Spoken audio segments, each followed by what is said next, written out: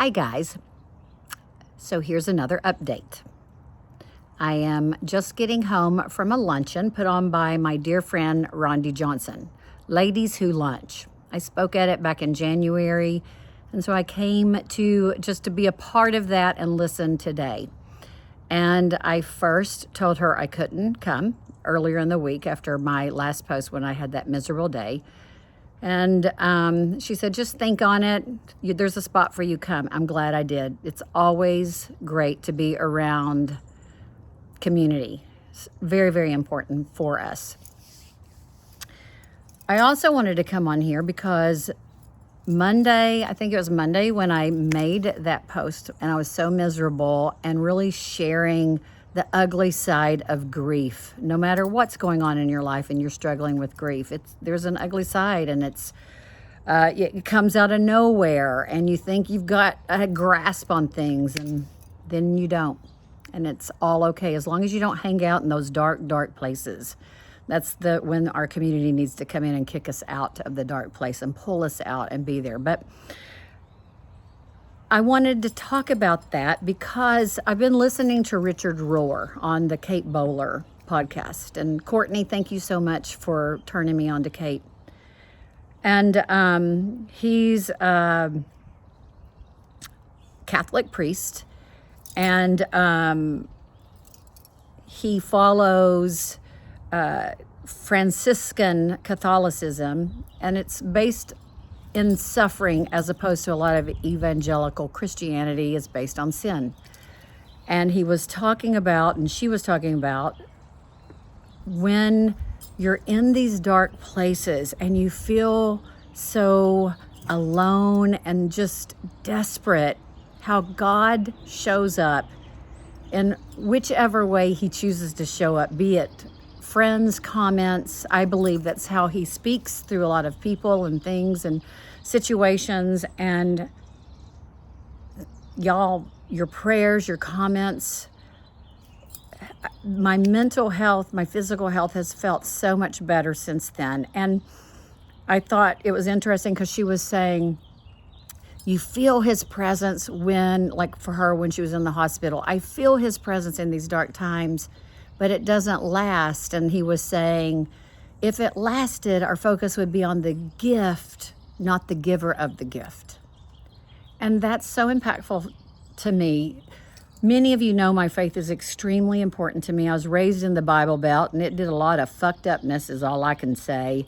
And I had to walk away from my faith. And where I found it again was in AA meetings.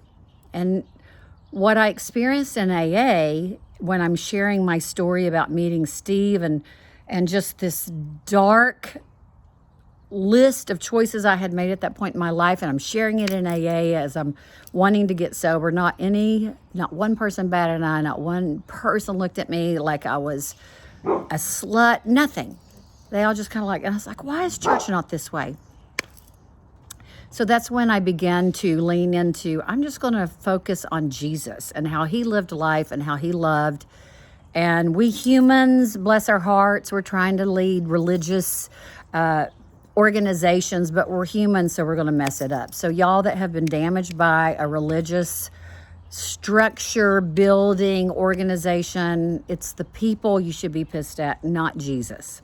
Anywho, so my faith is very important to me, and I thought about that, and I loved that saying that Richard Rohr said, we'd focus on the gift and not the giver.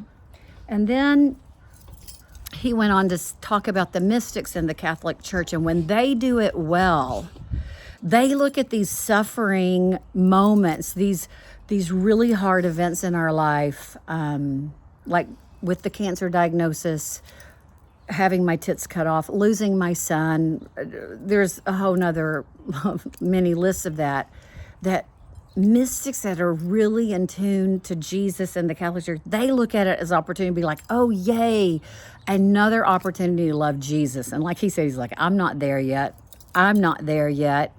But I am able to realize that in these seasons, I am learning so much, y'all. This cancer is teaching me, I already knew I have control issues. My gosh, anybody who knows me knows I have huge control issues. and I have zero control. And I will say that intellectually, but I have zero control. And God is really teaching me that, and I'm learning to be okay with that. And even the one day at a time that I practiced and learned with sobriety, this is a whole nother level. And I really want my faith to deepen in this. And I want to be able to talk about the struggles even in my faith. And I don't question my faith at all. And I'm not arrogant enough to think that just because I love Jesus that life is not going to be hard. I mean, he tells us that in the Bible, like there will be trials and tribulations, y'all ho. I don't know why certain Christian organizations try to paint a picture that if you love Jesus, things are going to be great, because that's not the fact. But you know what is the fact? That I have a strength inside of me that helps me endure these very painful places. So, because of your support and your comments and your prayers, and I have so many prayers around me, I'd love for you to pray for a friend of mine, Tammy, who is in the fights with colon cancer. My friend Janet, my friend Amanda, who just finished her chemo. Those of you praying people, you don't even know them, but will you pray for them as well, for strength and courage, and that for Jesus to just show up in a mighty way around them with community and love, and just in a fierceness that they've maybe never experienced. So I'm going to ask of that, because you all have been so amazing for me with that. And I'm going to continue to focus on each day. And today has been a good day. I've gotten to be around community. I am getting in the sauna and now adding my cold shower back, which is very beneficial.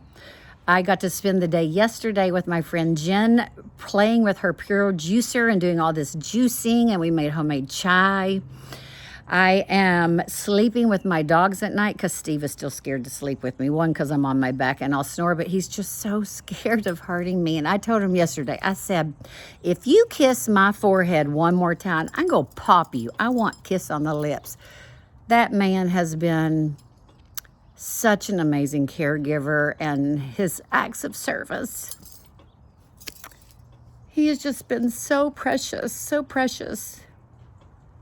So precious in the caregiving world. And I can't imagine what that's like as a man, to see your sexual partner, your love of your life, your wife, the mother of your kids, go through all that I'm going through and try to put all of those emotions where they need to be. It's quite perplexing. So prayers for him are still requested. I just wanted to update you all. I'm in a good space. I'm just focusing right here where I am right now. And I'm very grateful for everything that I'm learning through this shitty journey, because there's so many gifts. I can't wait to get back and teaching.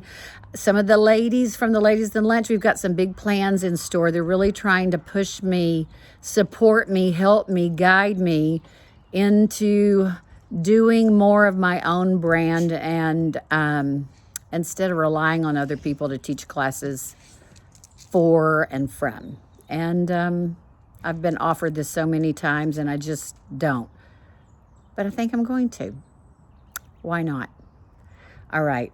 I love you guys. I love my community, my social media community. I see you and I'm appreciative of you. Please know that.